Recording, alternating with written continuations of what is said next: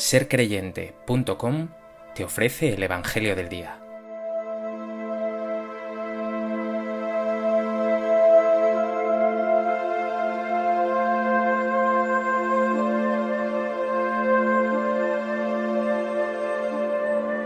Del Evangelio de Marcos. En aquel tiempo le envían a Jesús algunos de los fariseos y de los herodianos para cazarlo con una pregunta.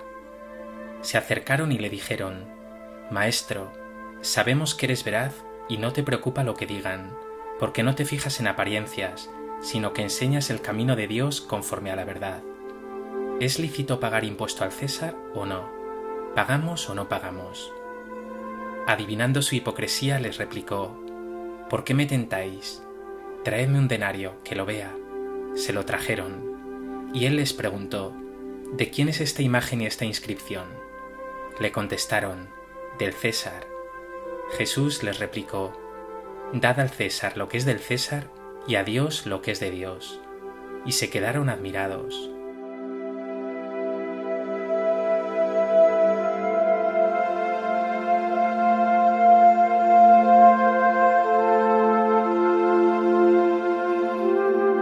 En el Evangelio de hoy, los fariseos y los herodianos, tan duros para aceptar el testimonio de Jesús, se acercan a él no con sinceridad, sino para tenderle una trampa.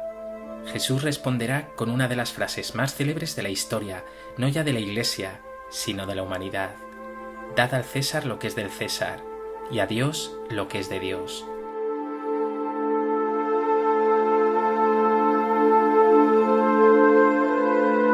A propósito de este texto del Evangelio de Marcos, me gustaría compartir contigo 3 reflexiones. En primer lugar, quiero explicar brevemente el porqué de esta pregunta que plantean a Jesús. Palestina era un territorio ocupado por el Imperio Romano, y no solo ocupado militarmente, sino sometido a todo tipo de impuestos, muchas veces abusivos, y que llevaban a la miseria a una parte importante de la población. En concreto, este pago del impuesto al César suscitaba reacciones encendidas. Algunos grupos, como los saduceos y los herodianos, que eran colaboradores del imperio, eran partidarios de su pago, pero otros, como los fariseos, lo consideraban ilícito para un judío piadoso, ni qué decir los celotas, esos judíos celosos de la ley que consideraban este impuesto indignante, humillante. El quid de la cuestión está aquí. ¿Puede moralmente un israelita, que adora al único Dios verdadero, pagar un impuesto personal al emperador romano que se presentaba con aire de Dios y hacerlo además con una moneda impura con su efigie? No solo era una lacerante cuestión social, sino una profunda cuestión religiosa. En segundo lugar, quiero que te detengas un momento para fijarte en la actitud de esos fariseos y herodianos. No se acercan al Señor para alcanzar la verdad, para conseguir una voz autorizada o una guía moral. No, se acercan hipócritamente para tentarle, para hacerle tropezar. Además lo hacen con todos los adornos, queriendo seducir a Jesús desde el inicio. Maestro, sabemos que eres veraz y no te preocupa lo que digan, porque no te fijas en apariencias, sino que enseñas el camino de Dios conforme a la verdad. Y como un puñal lanzan a continuación la difícil y ambigua pregunta: ¿es lícito pagar impuesto al César o no? ¿Pagamos o no pagamos? Está claro que si Jesús dice que es lícito pagarlo, muchos judíos piadosos y gente sencilla le acusará de colaboración con el imperio y perderá popularidad. Pero si dice que no es lícito pagar dicho impuesto, que no hay que hacerlo, será fácilmente denunciado y condenado por la autoridad.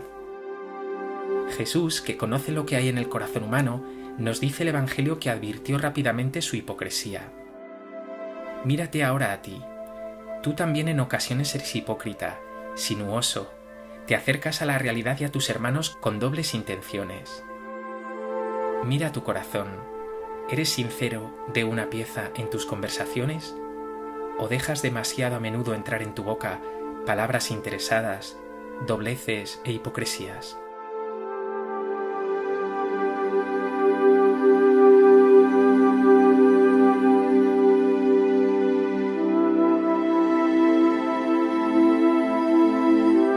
En tercer lugar, conviene que nos detengamos ahora en la respuesta de Jesús. que nos dice el Evangelio que dejó a todos admirados. El Señor manda traer la moneda del impuesto, un denario, y pregunta: ¿de quién es esta imagen y esta inscripción? Le contestan: del César. Jesús les replica: dad al César lo que es del César y a Dios lo que es de Dios. ¿Pero qué significa esta frase? Está claro, en principio, que Jesús está distinguiendo deberes cívicos con la autoridad y deberes religiosos para con Dios. Pero Jesús no los opone, los hace de algún modo complementarios, lo temporal y lo espiritual, lo político y lo religioso, la autoridad civil y el reino de Dios.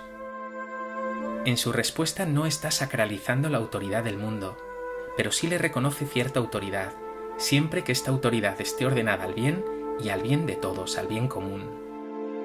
Está claro que los cristianos no podemos recluirnos en el ámbito estrictamente religioso, sino que hemos de brillar como ejemplares ciudadanos.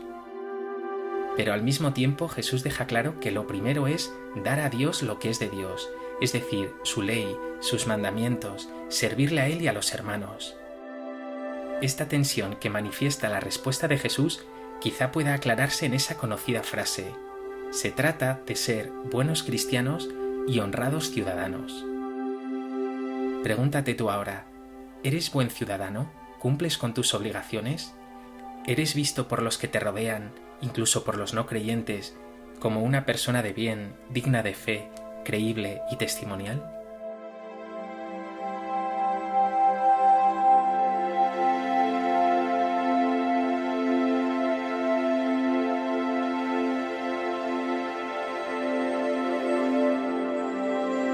Pues que este Evangelio te lleve a huir de toda hipocresía, a profundizar en tus compromisos con Dios, de amor a Él y al prójimo, y también con tus compromisos como ciudadano, un testimonio de buen cristiano y de honrado ciudadano.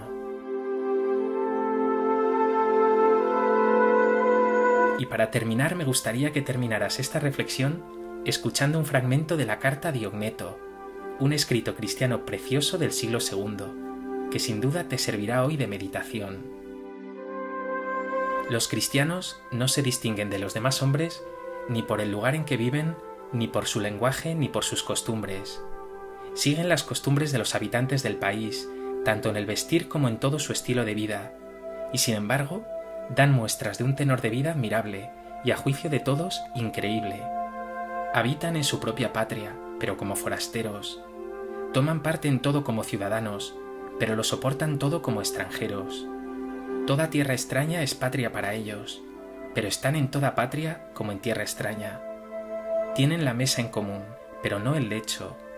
Viven en la carne, pero no según la carne. Viven en la tierra, pero su ciudadanía está en el cielo. Obedecen las leyes establecidas, y con su modo de vivir superan estas leyes. Aman a todos, y todos los persiguen. Se los condena sin conocerlos. Se les da muerte, y con ello reciben la vida.